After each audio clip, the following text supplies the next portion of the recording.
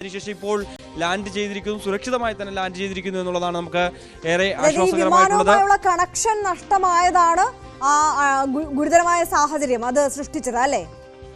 തീർച്ചയായും അങ്ങനെ തന്നെയാണ് നമുക്ക് ലഭ്യമാകുന്ന വിവരം. അതായത് റഡാർ സംവിധാനവുമായി ബന്ധപ്പെട്ടുള്ള ബന്ധം അത് ലഭ്യമായില്ല. തുടർന്നായിരുന്നു അത് ഉടൻ തന്നെ ചെന്നൈ വിമാനത്തിൽ അടിയന്തരമായി ഇറക്കാൻ തീരുമാനിക്കുകയും ചെയ്ത. അടുത്തുള്ള വിമാനത്താവളം തിരുവനന്തപുരത്തു നിന്ന് പുറപ്പെട്ടതായതുകൊണ്ട് തന്നെ അടുത്തുള്ള വിമാനത്താവളം ചെന്നൈയാണ്. അതുകൊണ്ട് തന്നെ അവിടേക്ക് അടിയന്തരമായി ഇറങ്ങിയായിരുന്നു എന്നാണ് നമുക്ക് മനസ്സിലാകുന്നത്. ഒപ്പം തന്നെ ഇതിൻ്റെ ചില ഈ ആകാശ ദൃശ്യങ്ങളിൽ തന്നെ ഇതിൽ സൂചിപ്പിക്കുന്ന പോലെ തന്നെ ഫ്ലൈറ്റ് റഡാറിൽ ചില ചിത്രങ്ങൾ കൂടി പുറത്തു വരുന്നുണ്ട്. അതായത് 2-3 തവണ വട്ടമിട്ട് പറന്നതിന് ശേഷമാണ് ചെന്നൈയിലേക്ക് വിമാനം എത്തിയത്. അതായത് തിരുവനന്തപുരത്ത് നിന്ന് പറന്ന് നേരെ ഡൽഹിക്ക് പോകുന്നു.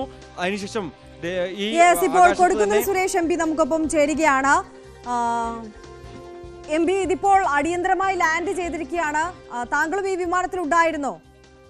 ഞാനടക്കം 5 എം പിമാരാണ് ഈ വിമാനത്തിലുണ്ടായിരുന്നത്. K C Venugopal, Adoor Prakash, K Radhakrishnan M P, തമിഴ്നാട്ടിലെ തിരുനെൽവേലിയിൽ നിന്നുള്ള ലോക്സഭാ അംഗം റോബർട്ട് ബ്രൂസ്, ഇങ്ങനെ 5 എം പിമാരുണ്ടായിരുന്നത്. കൂടാതെ കേരളത്തിന്റെ ചീഫ് സെക്രട്ടറി ജ്യോതിലാലും ഈ വിമാനത്തിലുണ്ടായിരുന്നു. വിമാനം ഏതാണ്ട് 7:10 പുറപ്പെടേണ്ട വിമാനമാണ്. ഏതാണ്ട് 30 മിനിറ്റ് വൈകിയാണ് പുറപ്പെട്ടത്. ഏതാണ്ട് 7:50 വിമാനം ടേക്ക് ഓഫ് ആയത് തിരുവനന്തപുരത്ത് നിന്ന്. 1 മണിക്കൂർ 10 മിനിറ്റ് ഫ്ലൈ ചെയ്തതിനു ശേഷമാണ് പൈലറ്റിന്റെ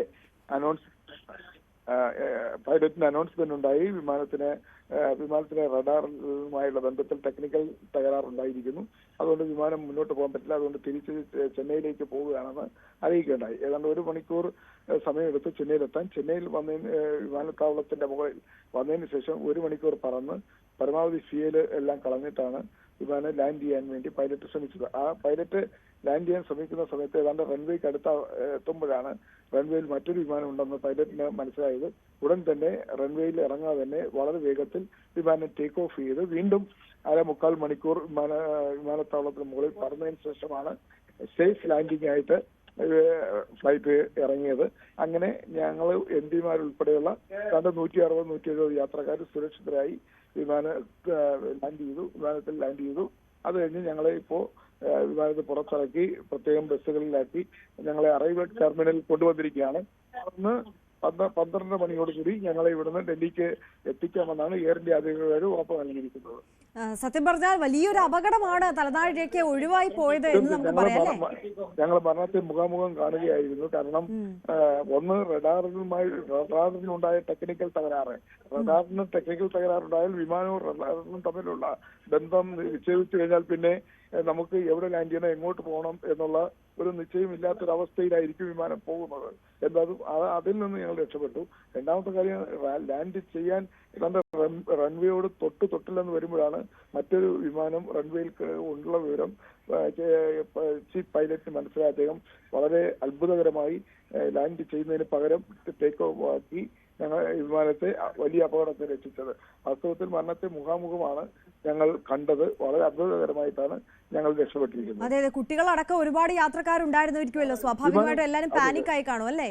വളരെയധികം പാനിക്കായിരുന്നു. വളരെയധികം വല്ലാത്ത അവസ്ഥയായിരുന്നു. പ്രത്യേകിച്ചും ഗുജറാത്തിലെ അഹമ്മദാബാദിലെ വിമാന ദുരന്തവും ഒക്കെ എല്ലാവരുടെ മനസ്സിലുണ്ടല്ലോ. അപ്പൊ ഒരു ചെറിയ ഈവന്റെ ഒരു ഇത് നമ്മൾ ഈ വിമാനത്തിൽ പറക്കുമ്പോഴേ നേരത്തേക്കാണ് നമുക്ക് കുലുങ്ങിയാലൊന്നും വലിയ പ്രയാസം ഉണ്ടാവത്തില്ലായിരുന്നു, നമുക്ക് ഭയമൊന്നും ഉണ്ടാവത്തില്ലായിരുന്നു. ഇപ്പോ വിമാനത്തിൽ ചെറിയൊരു കുലുക്കം വന്നാൽ തന്നെ, അല്ലെങ്കിൽ നമ്മുടെ ഈ കുലുക്കമൊക്കെ വന്നാൽ തന്നെ പെട്ടെന്ന് പേടിയാണ് വരുന്നത്. അതുകാരണം ഈ ഗുജറാത്തിലെ അഹമ്മദാബാദിലുണ്ടായ വിമാന അപകടത്തിന് ശേഷം പൊതുവെ ഒരു ഭയത്തോടു കൂടിയാണ് എല്ലാവരും യാത്ര ചെയ്യുന്നത്. ഏതാണ്ട് അതിനോട് സാമ്യമുള്ള അല്ലെങ്കിൽ ആ ഒരു അവസ്ഥയിലാണ് ഞങ്ങൾ എല്ലാവരും വിമാനത്തിൽ ഉണ്ടായിരുന്നത്. ഞങ്ങളുടെ മനസ്സ് മുഴുവൻ അഹമ്മദാബാദിലെ വിമാന അപകടമാണ് ആ സമയങ്ങളിലെല്ലാം ഞങ്ങളുടെ മനസ്സിലുണ്ടായത്. എന്തായാലും ഞങ്ങൾക്ക് അതൊന്നും സംഭവിച്ചു. ഞങ്ങളെല്ലാം സുരക്ഷിതരായി വിമാനത്തിൽ നിന്ന് പുറത്തു വന്നു. ഞങ്ങളെ ദൈവം രക്ഷിച്ചു. ഞങ്ങള് എല്ലാവരും യാത്രക്കാരും ഞങ്ങളെല്ലാവരും ദൈവത്തിന് നന്ദി പറഞ്ഞു. ക്യാപ്റ്റനോടും അതിലെ ക്രൂവിനോടും എല്ലാവരോടും നന്ദി പറഞ്ഞാണ് ഞങ്ങൾ ഇപ്പോൾ അറൈവൽ ടെർമിനൽ ഹാളിൽ ഇരിക്കുന്നത്. വലിയ ആശ്വാസം എം പി. ഈ എയർ ഇന്ത്യ അധികൃതരോ അല്ലെങ്കിൽ എയർപോർട്ടിൽ നിന്നുള്ള അധികൃതരോ എന്തെങ്കിലും വിശദീകരണങ്ങൾ നൽകിയിട്ടുണ്ടോ? കാരണം പറഞ്ഞിട്ടുണ്ടോ? അവരെല്ലാം വന്നുകൊണ്ടിരിക്കുകയാണ്. കെ സി വേണുഗോപാൽ നേരത്തെ സുരേഷൻ വകുപ്പിലെ മന്ത്രിയായിരുന്നതുകൊണ്ട് സ്വാഭാവികമായും എയർപോർട്ട് മാനേജരും അതുപോലെ എയർ ഇന്ത്യ ആളുകളൊക്കെ വന്നുകൊണ്ടിരിക്കുകയാണ്. അവരെ വിവരങ്ങൾ ധരിപ്പിക്കാൻ വേണ്ടി വന്നുകൊണ്ടിരിക്കുകയാണ്.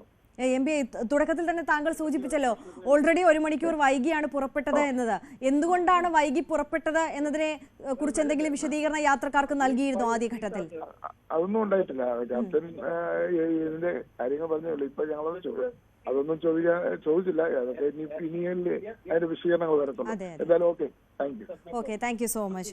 കൊടിക്കുന്നിൽ സുരേഷ് എം പി ആണ് ഈ ഘട്ടത്തിൽ നമ്മളോടൊപ്പം പ്രതികരിച്ചത്. കൊടിക്കുന്നിൽ സുരേഷ് എം പി അടക്കം 5 എം പിമാർ, കേരളത്തിൽ നിന്നുള്ള എം പിമാരാണ് ആ വിമാനത്തിൽ ഉണ്ടായിരുന്നത്.